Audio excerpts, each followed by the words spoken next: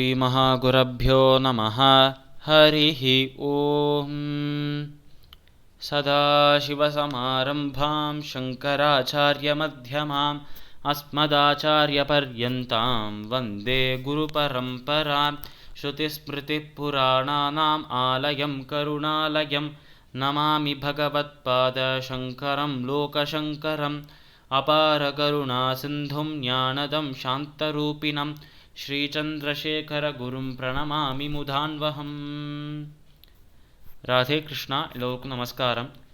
இந்த வீடியோவில் ஸ்ரீமத் பகவத்கீதையின் 6வது அத்தியாயமான ஆத்ம சம்யம யோகத்தின் 27வது ஸ்லோகத்தை விளக்கத்துடன் பார்ப்போம்.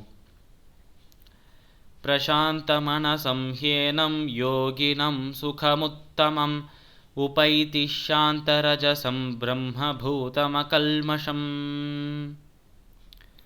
இந்த ஸ்லோகம் ஸ்ரீமத் பகவத்கீதையின் 6வது அத்தியாயமான ஆத்ம சம்யம யோகத்தின் 27வது ஸ்லோகம்.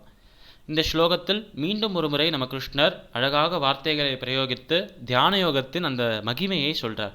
தியான யோகத்தை பின்பற்றுகிற நபர்கள் சாந்தமே வடிவமாக மாறுகிறார்கள். அதாவது ஆனந்தத்தை, சாந்தத்தை பெற்று, அந்த அமைதியை பெற்று, அமைதிக்கு ஒரு உருவம் இருந்தால் அவர்கள்தான் என்று சொல்கிற மாதிரி மாறுவார்கள். எப்பொழுதும் மனம் அலைப்பாயாமல் சாந்தமாகவே இருக்கும். சிந்தித்து செயலாற்றுவார்கள். எந்த விஷயத்தையும் உணர்ச்சியின் அடிப்படையில் எதுவுமே செய்ய மாட்டா, சிந்தித்து தங்களோட அறிவை முழுமையாக பயன்படுத்தி அதை செய்வார்கள் என்று சொல்றார் நம்மளோட கிருஷ்ணர்.